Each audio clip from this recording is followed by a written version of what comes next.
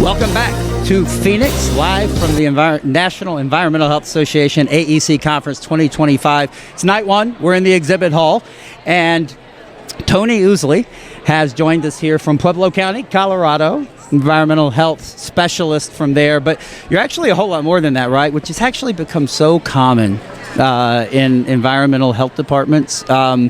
You do inspections, you're doing the normal specialist stuff, but you're also kind of the IT support for the local HS GovTech implementation, aren't you? A little bit, yeah. Lean into the mic a little bit. Sorry, Yes. It's so loud in here. No, you're fine. Yes, I do a little bit of the IT. I don't know how to do like the mapping and things like that, but any little problems that I know how to fix, I'll do that. And then if not, I'll reach out to you guys. To Denise or somebody on that end. Take control, build out us all the EDT reports and all that fun data stuff. You guys are, I believe, the oldest using jurisdiction in Colorado. Yep. Now everybody uses it, but I think you guys were years, and you went to the cloud in 2019 before the state even had looked at doing something statewide. Yeah. And even before that, before you guys switched to the cloud, you were with that old legacy system of ours, the note system, right? Yes, exactly. Yeah. So you stopped in because you have a great story. A lot of these stories will end up being like roaches or rats, and that can be funny and gross. Sure. Yours is out of left field, really, really different. All I'm going to say is it involves temporary events, and I'm just going to let you tell it in all of its glory because it's a good one. Okay, yeah. So this story, it actually happened last year. We went to a lowrider show, like the cars, at the Pueblo Convention Center, and they had food trucks set up. They had, one tent set up. And, we get there, they don't have hand washing, they don't have temperature control, kind of how it goes with temp events. So we asked them, like, okay, well, how are you heating this up? How are you keeping things cold? They show us the cooler. It only has drinks in it. And then they have, like, those totes, like from Lowe's that, are not food grade. Yeah, and they had all their raw chicken in there, no ice, nothing. So we did have to ask them to leave because they didn't have any temperature control, and then we find out that they drove to Colorado from Miami in Florida? Yes, Florida, in their quote-unquote refrigerated truck, which ended up just being a U-Haul.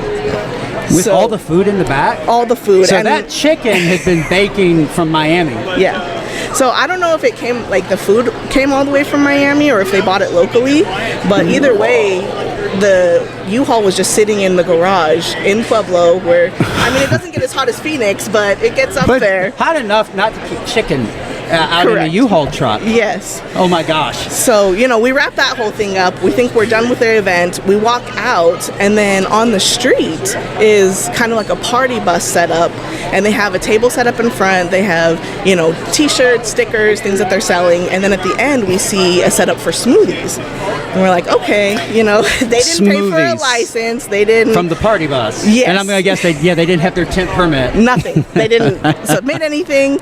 So we try to go into the party bus because no one is at the tent. You couldn't buy a t-shirt if you wanted to.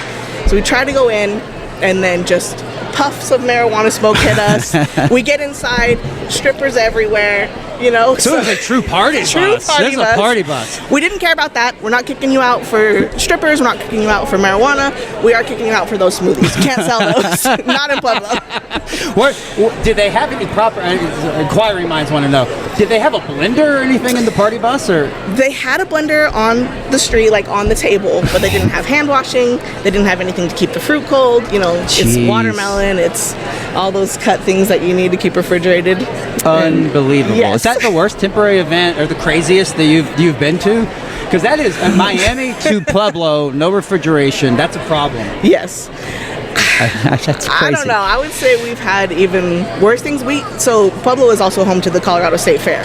Yeah. Oh, that's right. That's right. Fairgrounds are there. We see quite a bit there. So this one was pretty crazy for a small scale event, but the fair is just, you never know what you're gonna get. Bonkers. Yes. Yeah. Yeah. Well, Toni Ousley from Pueblo, thank you for stopping by and sharing it. We will probably reach out to you sometime, maybe have you back when we're in the proper studio, and we can talk a little bit more about what you do and maybe your journey and path to environmental health. It's always so interesting. The number one thing that people give us feedback, I would love it when people talk about that, is how they got here.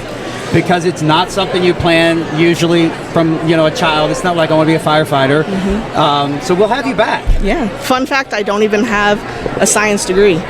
So there's so many of those walking around here tonight, right? Thank you so much, Toni. Yes, we'll talk you. again soon. Thank you all so much for joining us for again this clip from NEHA AEC 2025 in Phoenix. I'm Cameron Garrison for the Beyond Data Management podcast, powered by HS GovTech, and we'll be back with more clips from NEHA shortly.